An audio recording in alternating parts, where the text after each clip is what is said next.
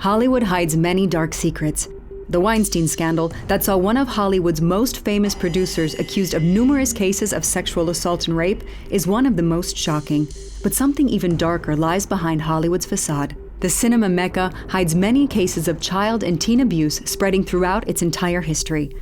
And if the Me Too movement revealed the violence women have had to endure in the industry, a few voices also courageously rise to denounce the violence child and teen actors often have to deal with. And some immensely famous stars took a blow. From the 70s to today, let's unveil those stories that reveal the true face of Hollywood. And we will see how, in the rise of the Me Too movement, Hollywood has finally let a door open to examine and reevaluate its sometimes dark past. From Roman Polanski to Kevin Spacey, from Michael Jackson to Woody Allen, it's the story of the child and teen abuse accusations in Hollywood.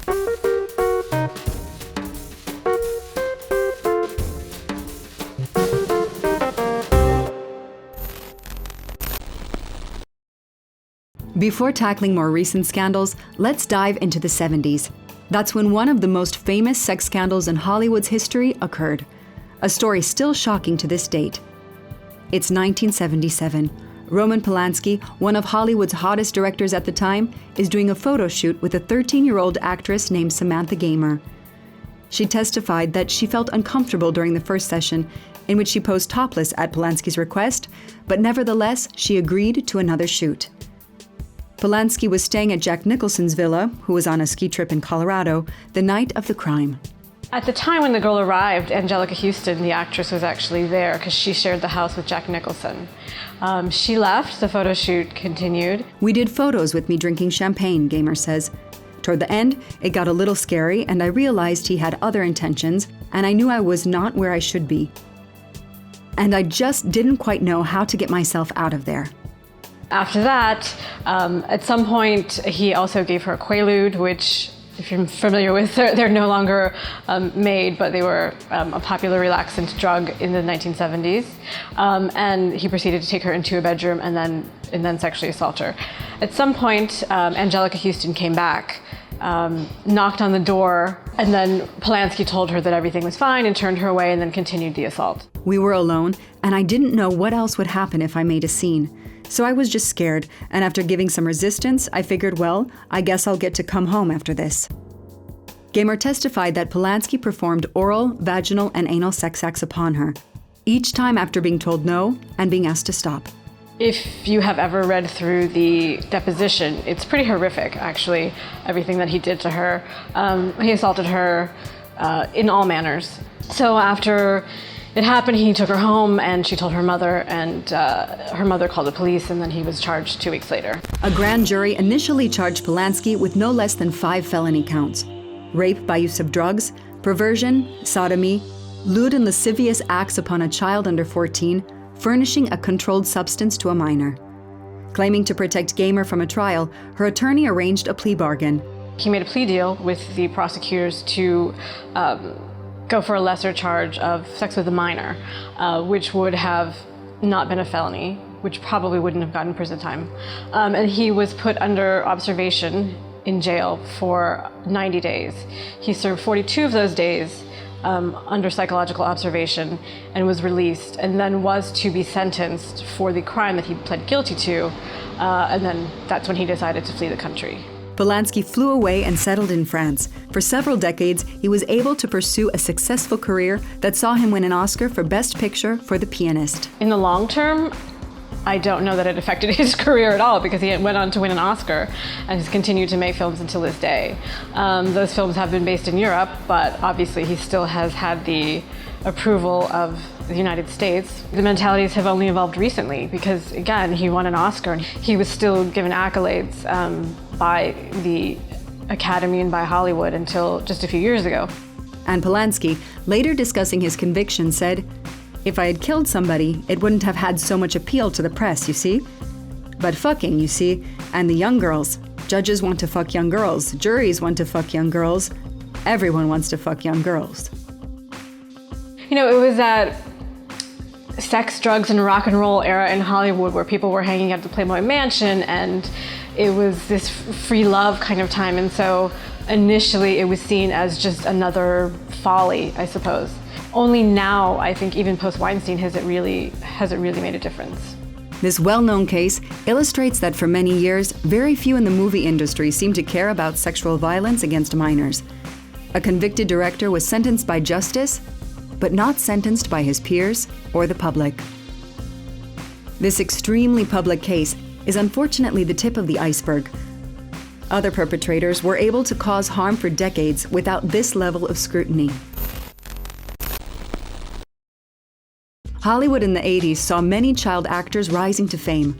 Movies such as E.T., Stand By Me, The Goonies, The Breakfast Club led the industry to focus on younger talents like never before in its history. This trend kept going for a decade, and from Drew Barrymore in E.T. to Macaulay Culkin in Home Alone, many kids had to deal with fame at an early age. That time period was a very fun time period in the United States. And there were a lot of magazines that were devoted to these actors, Bop and Tiger Beat and Teen, and they were just photographs and interviews with all of these actors, and so it was really sort of this golden age. It was sort of a fun time on the surface, but now we know that things weren't quite as squeaky clean as they appeared to be.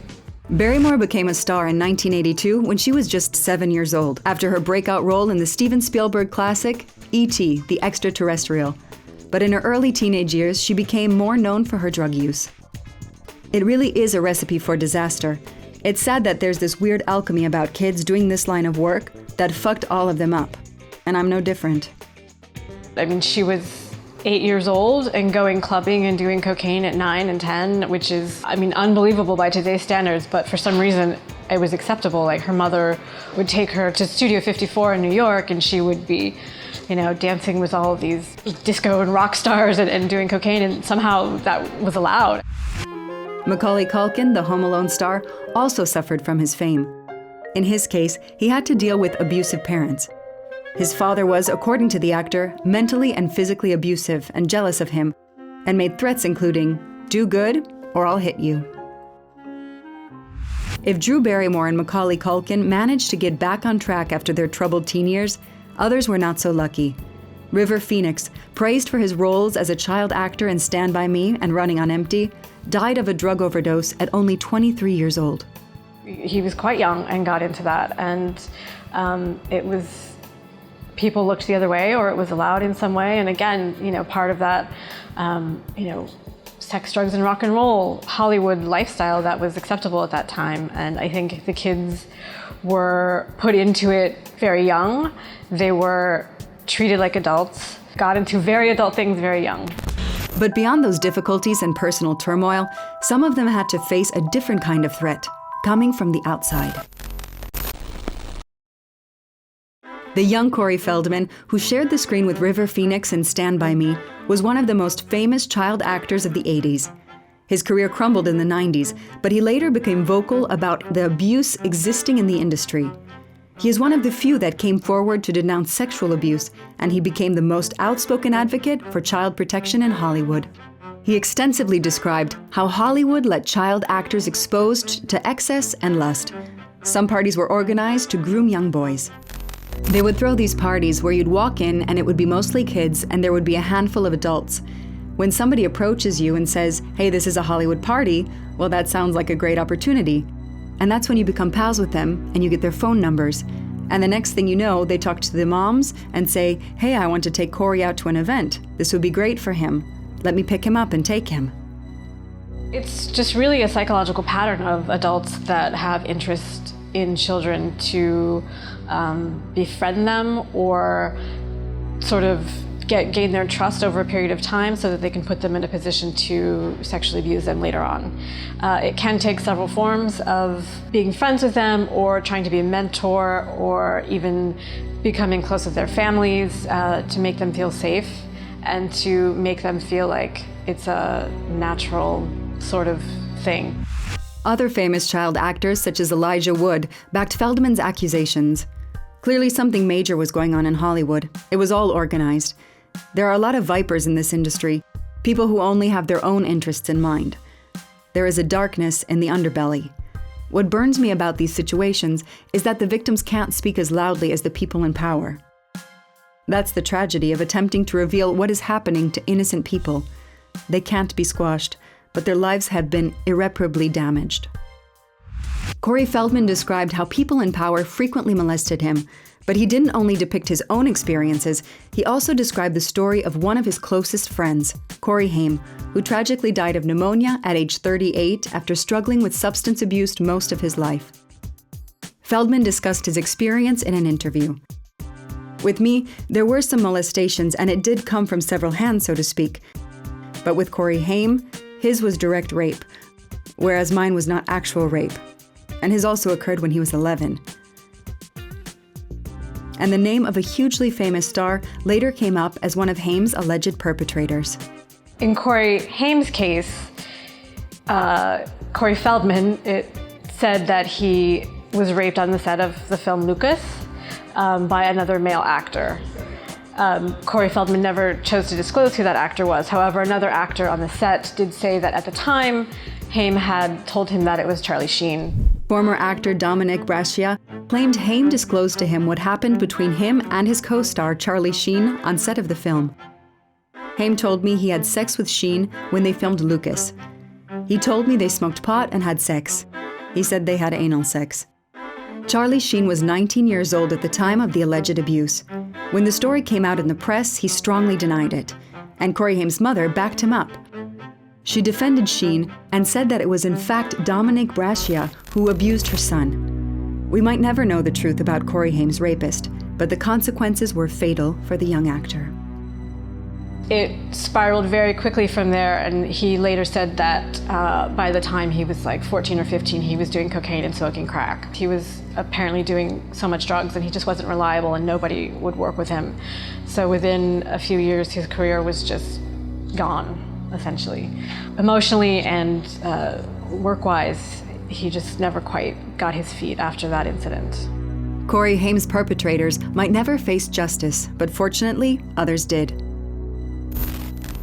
Just like Feldman described it, some men in Hollywood took advantage of their position of power to abuse young actors. Bob Villard, a headshot photographer and publicist who represented, among others, Leonardo DiCaprio when he was a teen actor, was accused in 2001 of sharing child pornography. Villard had been on the LAPD's radar since the late 80s when he was indicted and later convicted. And after searching his computer, police officers found thousands of photographs of boys in skimpy bathing suits posed in sexually suggestive positions. He was sentenced to 3 years of probation. In 2005, Villard was back in court and charged of committing a lewd act on a child. The victim was a 13-year-old boy who sought him out as an acting coach. Villard was given an 8-year prison sentence. But Corey Feldman, while being one of the strongest advocates for child protection in Hollywood, has also faced criticism because of an embarrassing friendship. Corey Feldman was also very close with Michael Jackson, and so that takes us down a whole other path. And he, for a long time, defended Jackson because he said that he had never been abused by him. He has now said that he can no longer defend him, but for a long time he was sort of towing this line between saying, this is what happened to me, but I don't think it could have happened to others, which is, you know, if you go into the psychology of what happens to children that are abused is understandable, but it makes it difficult for people to trust his word on this case.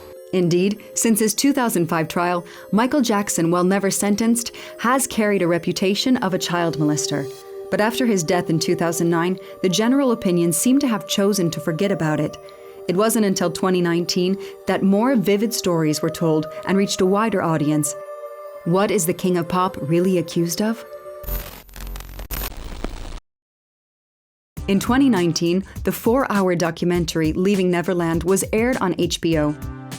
It described in great detail the devastating stories of Wade Robson and James Safechuck, who allege Michael Jackson sexually abused them in their youth. They talked about how he, at the time, groomed them and their families, and they were allowed to spend a significant amount of alone time with him, including sleeping in his bed with him. And he went on to be able to abuse these kids for several years, right under the noses of their parents that were well aware of how much time the kids were spending with him alone, and sort of allowed it to happen.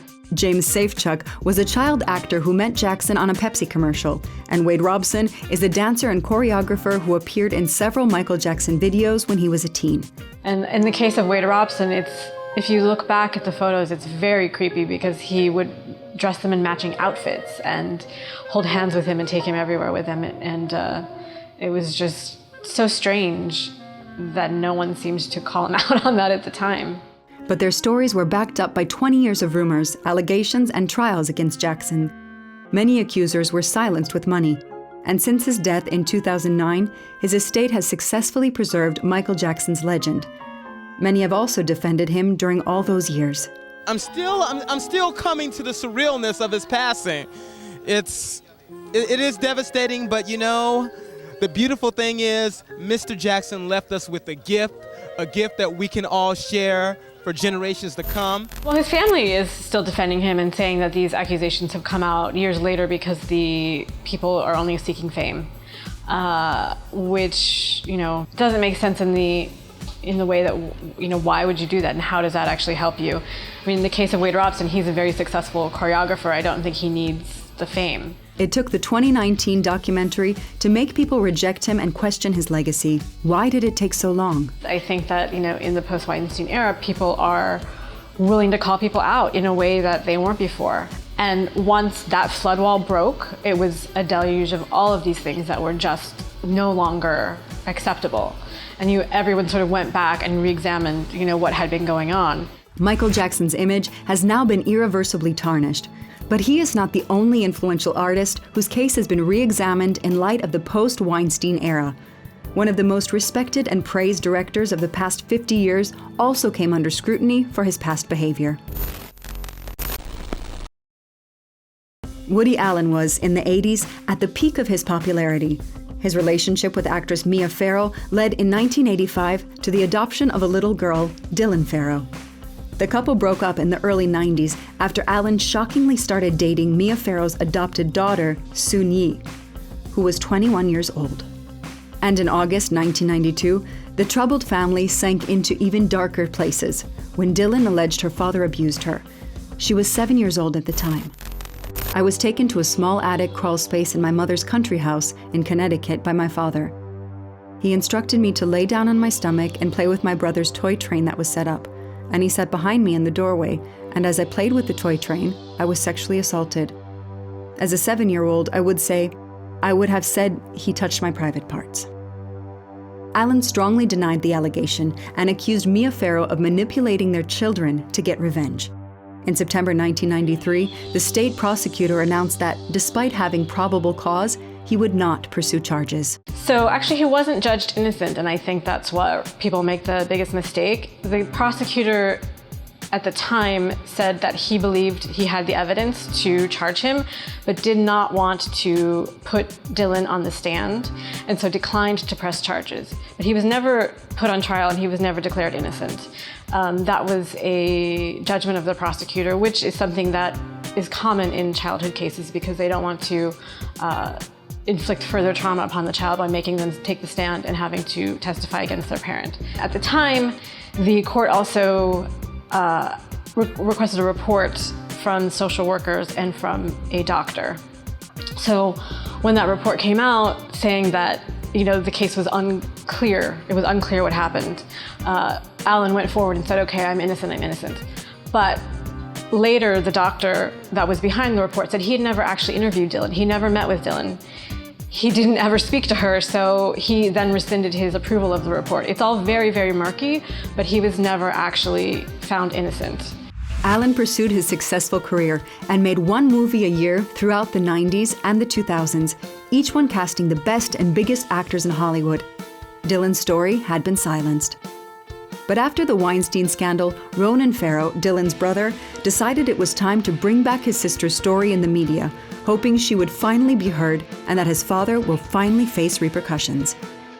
Ronan Farrow was key in opening the Weinstein case when he was investigating it for NBC News and for The New Yorker. So after he broke that case, and everything started coming out and people were re-examining it, he's the one who came forward and said, well, wait a second, and how come nobody's talking about what happened in my family, nobody's talking about my father and what happened to my sister? And Ronan's attempt to defend his sister worked.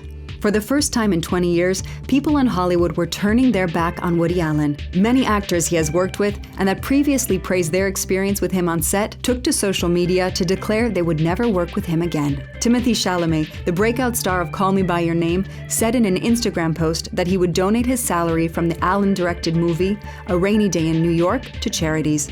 Ellen Page also came forward and said, "I did a Woody Allen movie and it is the biggest regret of my career. I am ashamed I did this. Ultimately, however, it is my choice what films I decide to do, and I made the wrong choice. I made an awful mistake." And Lady Bird director Greta Gerwig, who worked with Allen on the 2012 film To Rome with Love, announced that she would not work with Allen again. "If I had known then what I know now, I would not have acted in the film. I have not worked for him again, and I will not work for him again." Yeah, several actors who had worked with him now say they would no longer do so. Why is that? Is that a personal decision? We don't know, but I would say that it's because they've been called out by the public, and that's sort of what shifted, because it wasn't like people didn't know about the allegations or the charges. I mean, maybe people just didn't research, but it was known and it was out there for years. The power of the Weinstein scandal helped people come back to already well-known cases, and Woody Allen's career was impacted for good.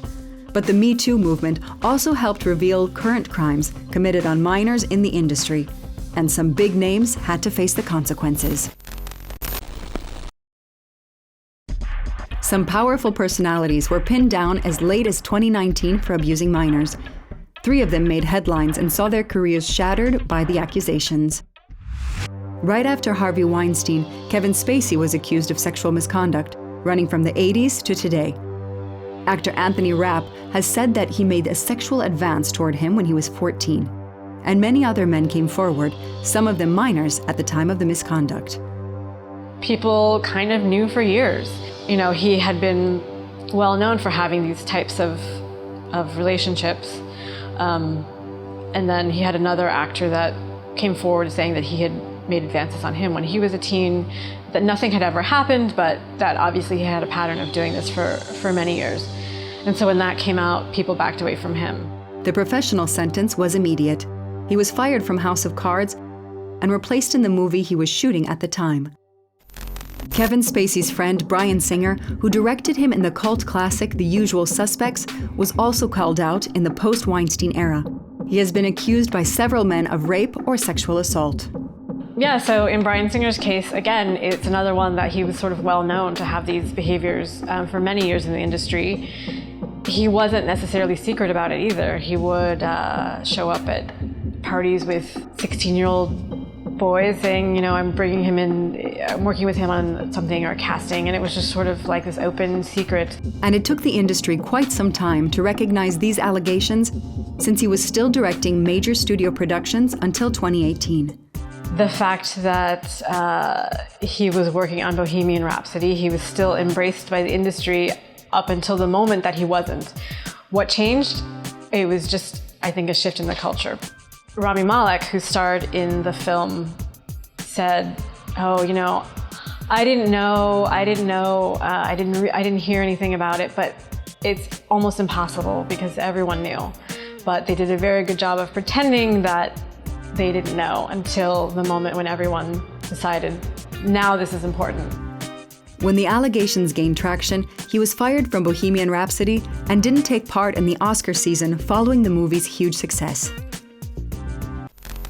Finally, a complex case was brought to light involving the actress Asia Argento. She was one of the accusers of Harvey Weinstein and one of the most vocal in bringing him down. But it turned out she had her own skeletons in the closet. She had allegedly assaulted former co-star Jimmy Bennett while he was still a minor. The affair leaked shortly after Argento came forward to accuse Weinstein. It's believed that Harvey had some intel on her and was going to sort of put this case forward. And at that moment, she chose to pay the boy to keep quiet. And so it became even more complicated. Her accuser has since refused to talk to the press and hasn't pressed charges against the actress. These post-Weinstein cases show that even if you are not immediately sentenced by justice, alleged perpetrators are called out by the media and rejected by an industry that used to be more forgetful. From the 70s to the 2010s, many things have changed. Helped by social media, mentalities have evolved and some unreachable stars were finally brought back to Earth. Many years of blindness are being amended before our eyes. We've allowed these things to happen. They were happening and we saw them happen and we kind of knew they were happening, but we turned a blind eye to it. So I think that there's probably a feeling of guilt on many people's part. The time when celebrities' crimes were excused and victim stories silenced seems to be over. Hollywood has evolved into a much more monitored space. Celebrities are more conscious of their actions, I think, going forward, and will be called out on them. In part because of social media as well. Certain things are no longer acceptable, and people will come forward and on small things even call people out and say this behavior is no longer acceptable. It took decades, but the dream factory Hollywood is supposed to be might have finally gotten rid of its darkest nightmares.